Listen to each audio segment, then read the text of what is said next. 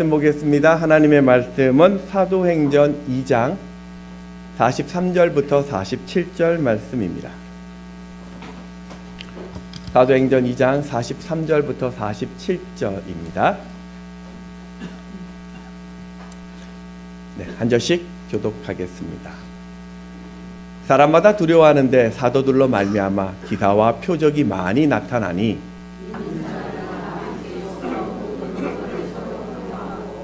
또 재산과 소유를 팔아 각 사람의 필요를 따라 나눠주며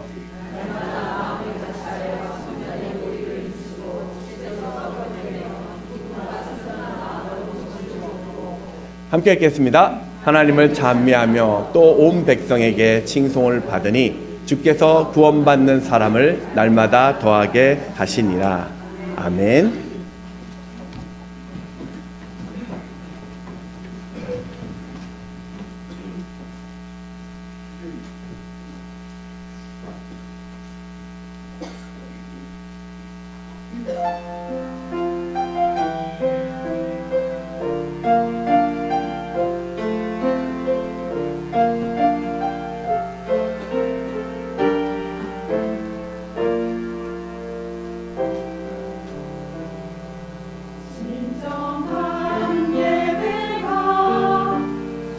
주님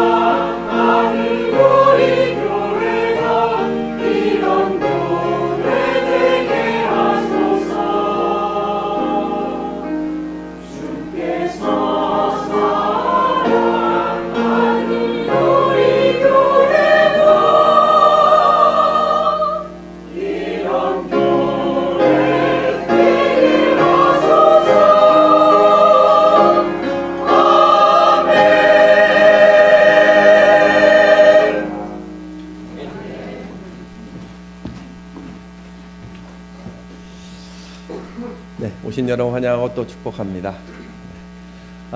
2023년 그 목회 데이터 연구소 통계 자료에 의하면 우리 19세 이상 된 이 성년 중에서 종교를 가진 사람의 비율이 얼마나 될까 했더니 뭐 기독교 다 포함입니다. 37.1%가 나는 종교를 가진다라고 대답했답니다. 이것은 20년 전이었던 2004년 통계에 의하면 그때는 57%였습니다. 20년 만에 20%라는 종교를 갖지 않는 무종교화된 시대를 보게 됩니다. 중요한 것은 청소년들을 대상으로 조사해 봤더니 개신교 비율이 13.6%를 포함해서 우리 아이들한테 종교가 있습니까? 라고 물었더니 27.6%만 나는 종교가 있습니다 라고 대답했답니다. 그러니까 아까 작년이 37%니까 우리 아이들은 10% 이상 적은 것입니다. 충격적인 것은 자신이 크리스찬이라고 말했던 이 청소년 중에 3명 중에 1명은 아예 교회를 가지 않습니다. 교회를 가지 않는데도 나는 뭐 기독교 문화, 기독교 믿어 라고 이야기했답니다. 이 통계는 향후 10년 후에는 우리나라 인구 중에 100명 중 12명만이 나는 종교가 있습니다 라고 12명만이 기독교인입니다 라고 이야기할 텐데 그 중에 실제로 교회에 나오는 사람은 8명밖에 되지 않는다는 것입니다. 참 이 어떤 예측은 탈종교화의 어떤 심각한 경고를 나타내고 있습니다. 여러분, 인간의 이 근본적인 뿌리는 무엇일까요? 인간의 출발은요, 바로 그 인간을 만드신 하나님, 그리고 우리 가정이고 교회라 할 수 있습니다. 왜냐하면 하나님은 아담과 하와를 통해서 가정이라는 공동체를 만들었고 또 예수를 믿어 하나님의 자녀된 우리들을 위해서 영적 가정인 이 교회를 만드신 것이기 때문입니다. 백범 우리 김구 선생님, 이 선생님은 이런 이야기를 했습니다. 경찰서 100개를 만드는 것보다 학교를 10개 세우는 것이 더 낫고 학교 10개를 세우는 것보다 교회 하나를 세우는 것이 더 낫다라고 말을 합니다. 이처럼 가정과 교회는 세상에서 우리 인간을 살릴 수 있는 유일한 희망이 되는 곳입니다. 오늘 우리 옆에 계신 분들과 이렇게 한번 축복하며 시작했으면 좋겠습니다. 여러분이 희망입니다.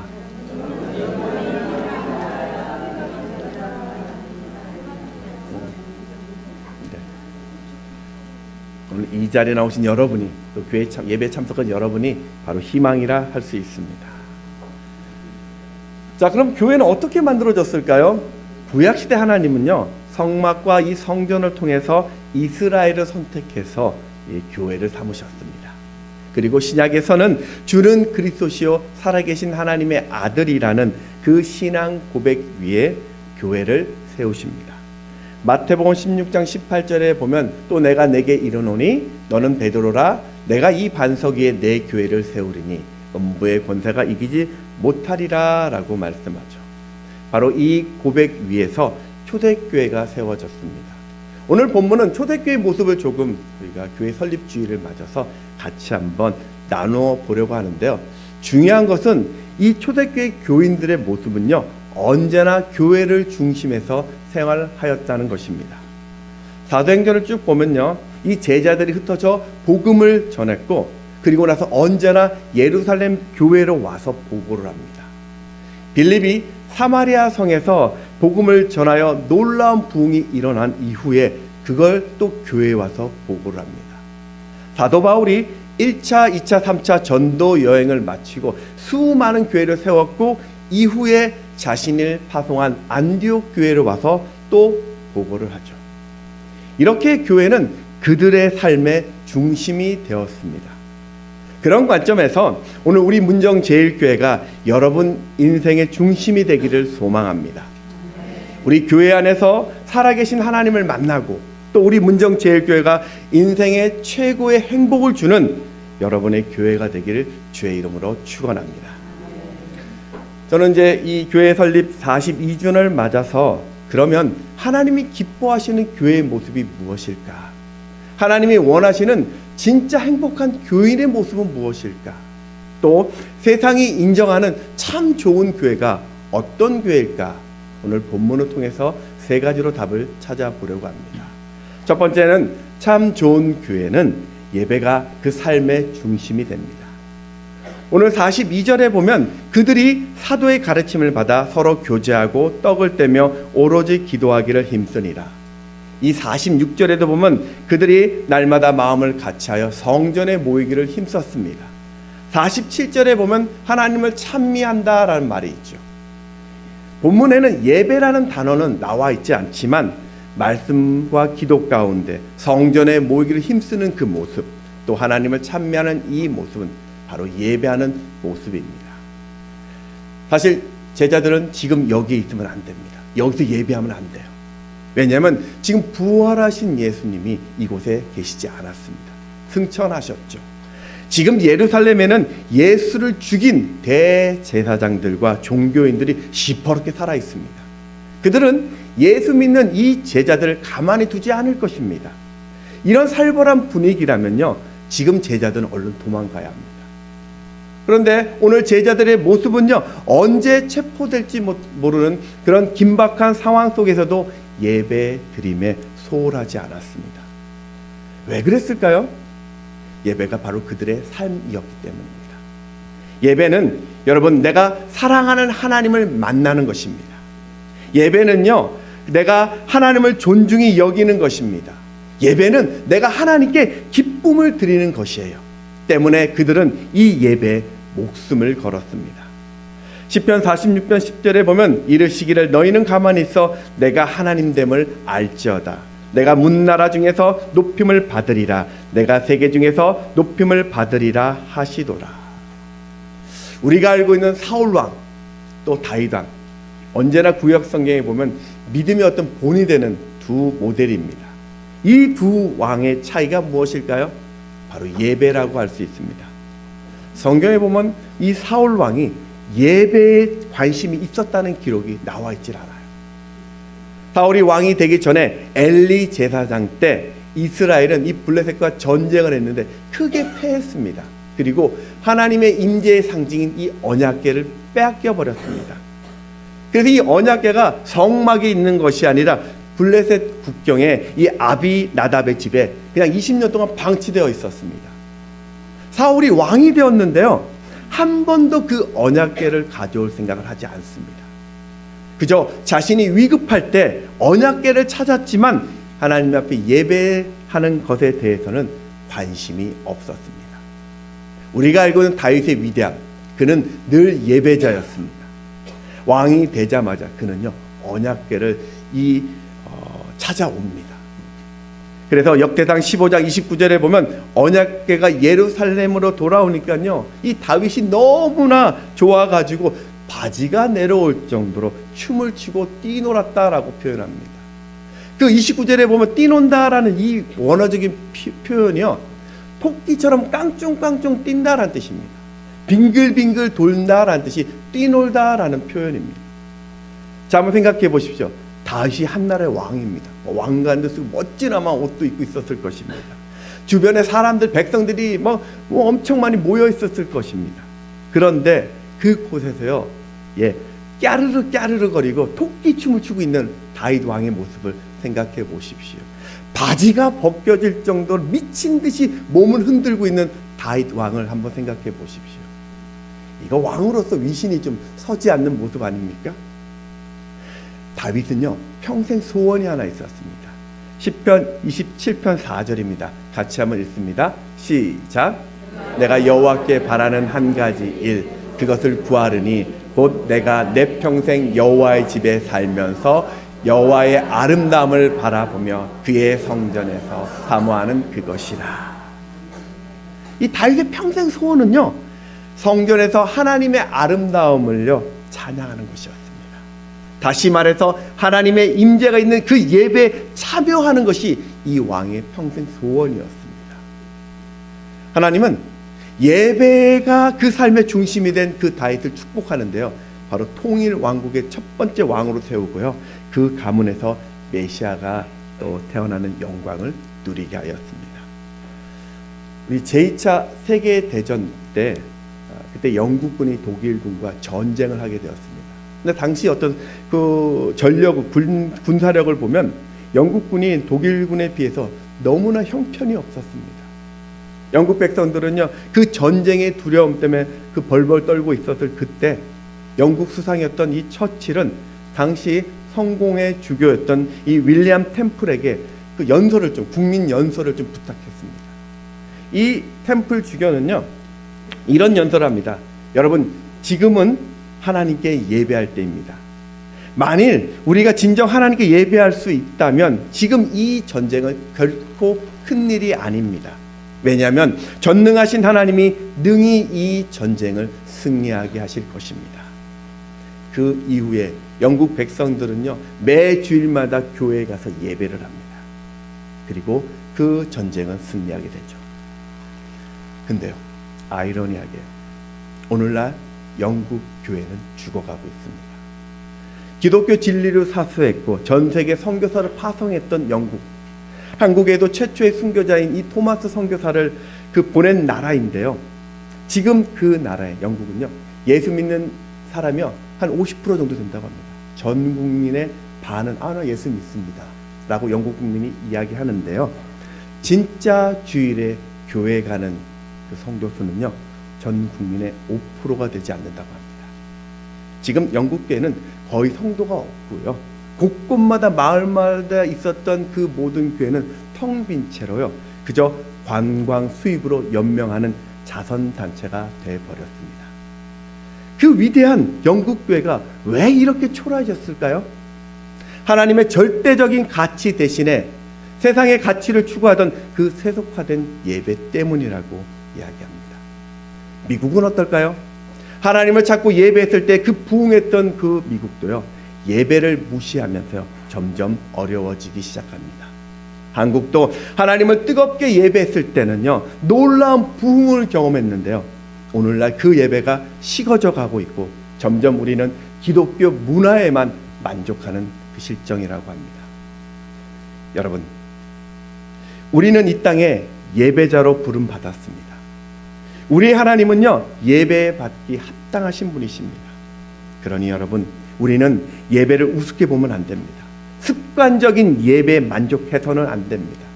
오늘 내가 예배에 설레임이 없고 예배에 대한 기대감이 없고 그저 예배 안에 기쁨을 누리지 못한다면요, 지금 그건 우리의 영적인 경고등입니다. 여러분, 다시 우리가 많은 사역 중에서 예배에 성공하시기 바랍니다. 성공한 예배는요 하나님을 경험하는 예배입니다. 성공한 예배라는 것은요 하나님이 받으시는 예배입니다. 성공하는 예배는요 예배가 내 삶의 우선이 되는 것입니다. 그렇게 영과 진리로 예배하는 자, 오늘 하나님은 그 자를 찾고 계십니다. 요한복음 4장 23절을 같이 한번 읽습니다. 시작. 아버지께 참되게 예배하는 자들은 영과 진리로 예배할 때가 오나니 곧 이때라. 아버지께서는 자기에게 이렇게 예배하는 자들을 찾으시느니라. 아멘. 여러분, 오늘 여러분 삶 가운데 예배가 내 삶의 중심이 된다면 그 인생은 다시 살아납니다. 예배가 내 삶의 중심이 되면 내 영혼이 살아납니다. 예배가 중심이 되면요 오늘 내 기도에 응답이 있습니다. 오늘 예배가 내 삶의 중심이 되어진다면 세상의 힘을 세상을 이길 그 힘을 얻게 될 것이고, 그렇게 예배가 내 삶의 중심이 되면 생각지 못한 은혜를 만나게 될 것입니다. 오늘 이렇게 여러분들이 예배의 성공자들이 되시기를 주의 이름으로 축원합니다. 두 번째는요, 참 좋은 교회는 날마다 영혼 구원의 기쁨을 더합니다. 우리 47절을 같이 한번 읽겠습니다. 시작.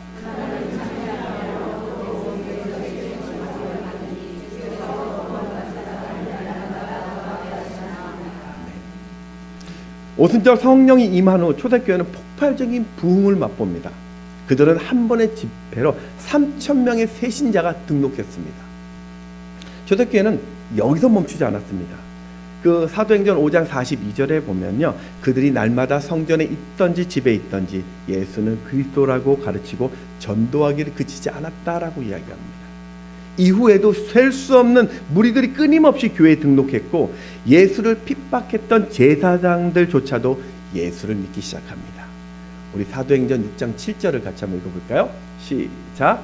하나님의 말씀이 점점 양성하여 예루살렘에 있는 제자의 수가 더 심히 많아지고 표단 제사장의 이름도 참 대단한 일인데요. 그런데 하나님은 여기서 멈추지 않습니다. 하나님은 제자들이 그 예루살렘을 떠나서 땅끝까지 복음이 전해지길 원하셨습니다. 그리고 스데반의 죽음을 통해서 초대교인들이 예루살렘 밖으로 전도하기 시작합니다. 사실 예루살렘 교회 정도 되면요, 얼마나 큰 부흥입니까? 여러분만의 저희 교회 한 번에 3,000명이 등록한다고 생각해 보십시오. 어떻게 해야 될까요? 저희 교회 제발 다른 데로 가주세요. 지역에 많은 교회 있습니다. 이렇게 해야 되지 않을까요? 수천 명이 한꺼번에 왔으면요, 그 교회는요, 새신자 등록도 해야 되고요, 훈련도 해야 되고요, 신방도 가야 되고요, 사역의 분장도 해야 되고요, 조직을 든든히 세우는 것이 우선되는 일일 것입니다. 그런데 왜 그 초대교회는 당장 급하지 않는 사마리아와 땅끝까지 선교를 하려고 하나님은 재촉할까요? 바로 그것이요, 하나님이 가장 기뻐하는 일, 영혼 구원이기 때문입니다. 여러분, 하나님에게 가장 중요한 일은요, 잃어버린 그 영혼을 찾는 것입니다. 영혼 구원 때문에요, 복음 그 전도 때문에 이 땅에 하나님은 예수님을 보내셨어요. 마가복음 1장 38절에도 보면 이르시되 우리가 다른 가까운 마을로 가자. 거기서도 전도하리니 내가 이를 위하여 왔노라 하시고, 그렇게 이 땅에 오신 예수님은요, 믿는 우리에게도 똑같이 영혼 구원을 위해 세상에 우리를 보내십니다. 요한복음 17장 18절에도 보면 아버지께서 나를 세상에 보내신 것 같이 나도 그들을 세상에 보내었고. 여러분, 오늘 우리도요, 영혼 구원을 위해서 최선을 다하셔야 합니다. 어떤 고난이 오고 어떤 분주함 속에서 어떤 핍박이 온다 할지라도 영혼 구원의 기쁨을 잃어버리지 마시기 바랍니다. 미국의 39대 대통령, 우리가 몇 번 제가 소개했는데 지미 카터 대통령은 신실한 크리스찬입니다. 침례교 신자셨는데요, 이분이 이런 자랑을 했습니다. 나는 매년 14가정씩을 찾아다니면서 집에 방문해서 복음을 전했다. 내가 10년 동안 140가정에게 복음을 전했다라는 것을 자랑하고 다녔습니다. 그는요, 내가 이렇게 10년 동안 140가정을 직접 복음을 전했고 그 중에서 많은 자들이 예수를 믿게 된 것을 늘 자부심을 가졌는데, 그가 1970년 그 조지아주 주지사 선거를 출마하면서 선거 운동을 하는데 3개월 동안 만났던 사람이 무려 30만 명이었답니다. 30만 명을 만나서 다 악수를 했던 거예요. 그리고 당선된 이후로 가만히 생각해 보니까 자신은 자신을 위해서는 3개월 동안 30만 명을 만나고 다니는데 하나님을 위해서는 10년 동안 고작 140가정 만난 것을 자랑하고 있는 그 모습이 너무나 부끄러웠대요. 내가 왜 그렇게 최선을 다하지 못했는지를 또 회개했다고 합니다. 여러분, 오늘 여러분에게 주어진 이 시간을 낭비하지 마시기 바랍니다. 때를 어떤지 못 어떤지 지금 내가 만나는 그 사람에게 최선을 다하여 복음을 전해주시기 바랍니다. 우리가 읽은 톨스토이, 러시아의 문호이 톨스토이는요, 3가지 질문이라는 책에서 이런 질문을 합니다. 세상에서 가장 중요한 시간은 무엇입니까? 여러분, 세상에서 가장 귀한 사람은 누구입니까? 세상에서 가장 중요한 일은 무엇입니까? 여러분은 이 3가지 질문에 뭐라고 대답하겠습니까? 톨스토이의 답은요, 세상에서 가장 중요한 시간은 지금이고, 세상에서 가장 중요한 사람은 지금 내가 만나는 그 사람이고, 세상에서 가장 중요한 일은 지금 내 곁에 있는 그 사람에게 선을 행하는 것, 바로 복음을 전하는 것이다 라고 말했습니다. 여러분, 교회는 우리끼리 행복하라고 존재하는 곳이 아닙니다. 교회는 날마다 새로운 생명이 탄생하는 그 기쁨을 누려야 합니다. 그래서 오늘 저희가 설립 42주년을 맞아서 하나님이 기뻐하시는 일, 우리의 사명인 새 생명 이 VIP를 작정한 것입니다.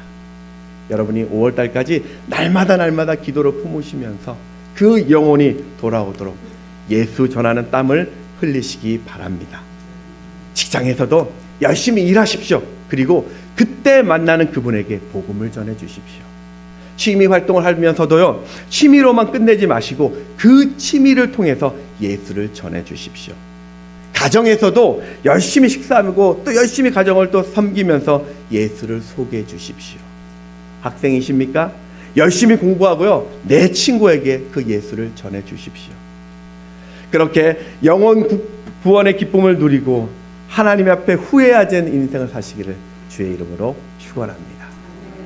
세 번째는 참 좋은 교회는 서로 사랑합니다. 우리 44절에서 46절을 같이 한번 읽어보겠습니다. 시작.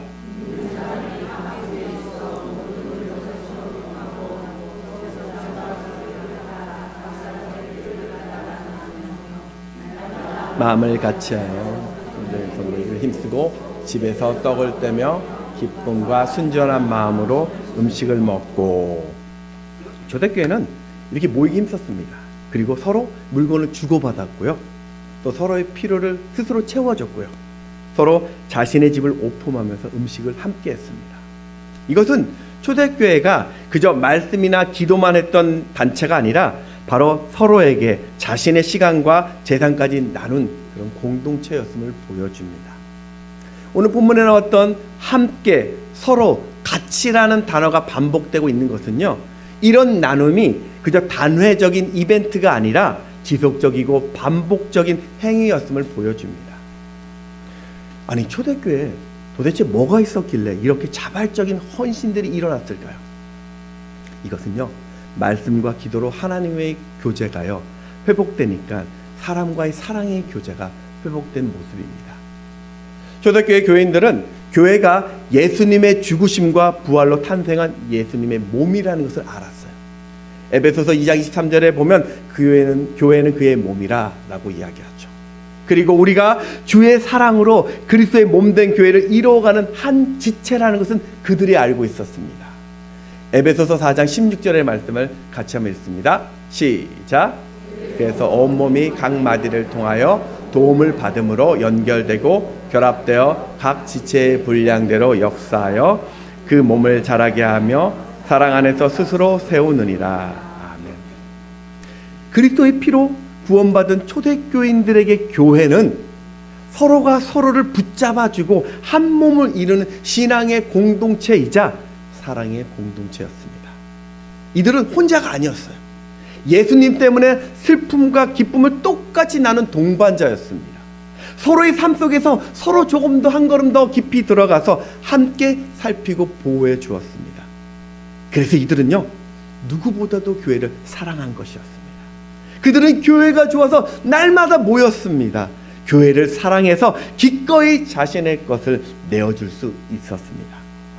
시편 133편 1절에 보면 그 형제의 모습을 이렇게 표현합니다. 보라, 형제가 연합하여 동거함이 어찌 그리 선하고 아름다운가. 신앙은 혼자 하는 것이 아닙니다. 여러분, 반드시 교회 안에 들어와서 함께 해야 됩니다. 어떤 분들은 나는 사람들하고 어울리는 게 불편합니다.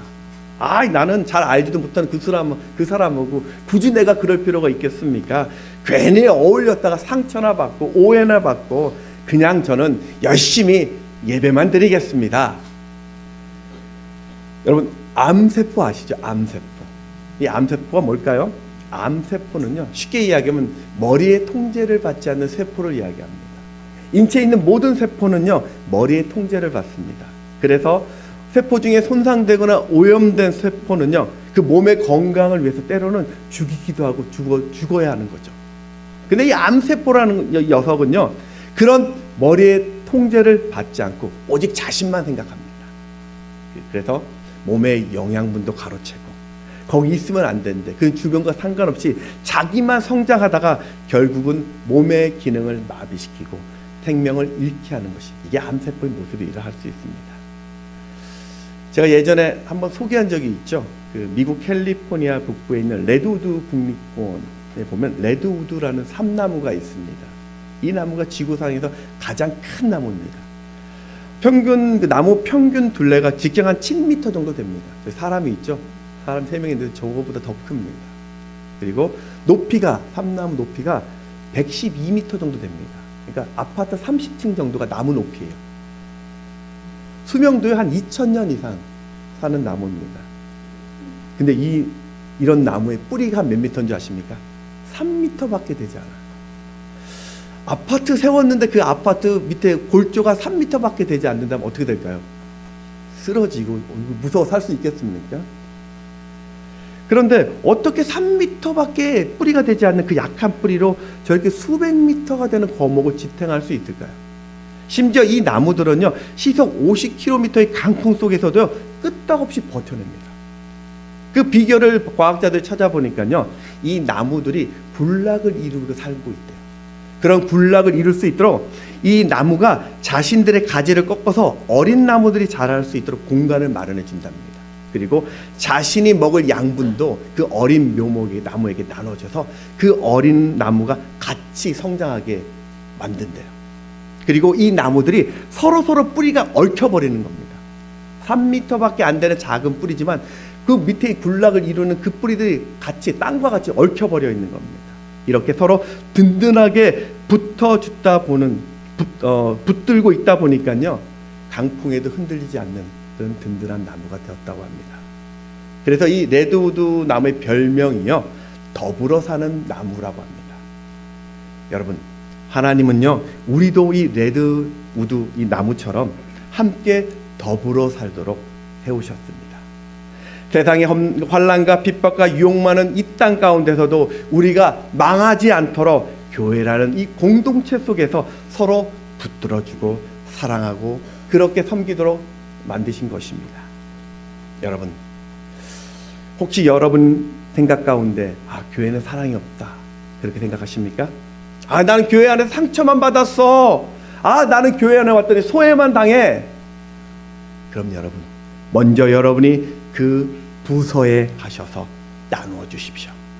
여러분이 목장에 먼저 들어가셔서요, 좋은 것으로 섬겨 보십시오. 내가 가진 이 사랑의 떡을요, 베풀어 보십시오. 여러분의 그 사랑이 그 목장을, 그 모임을, 이 교회를 행복하게 할 것입니다.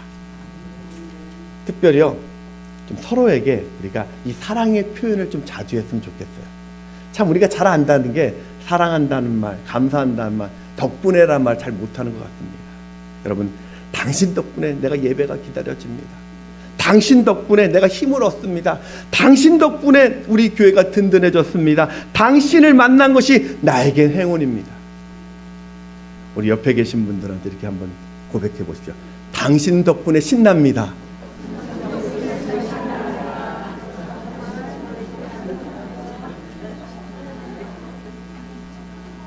다시 한번 고백합니다. 당신은 참 좋은 사람입니다.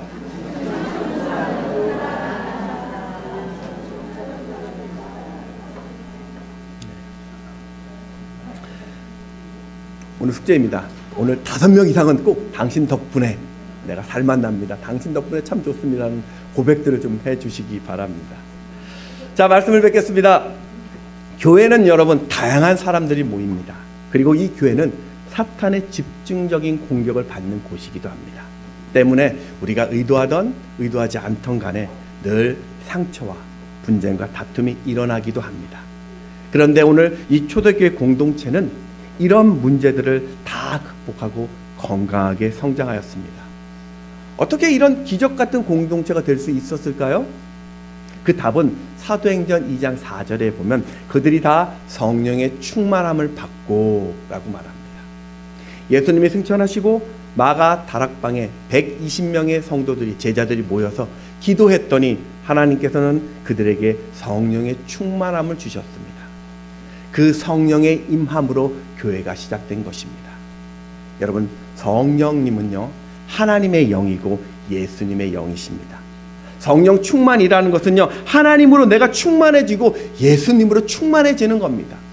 우리가 성령 충만하면 방언하고 기적을 하고 놀라운 은사, 그것도 성령의 어떤 아름다운 열매인데, 중요한 것은요, 성령 충만이라는 것은 내 안에 예수의 생각으로, 예수의 말로, 예수의 행동으로 가득가득 채워지는 것이 성령의 충만입니다.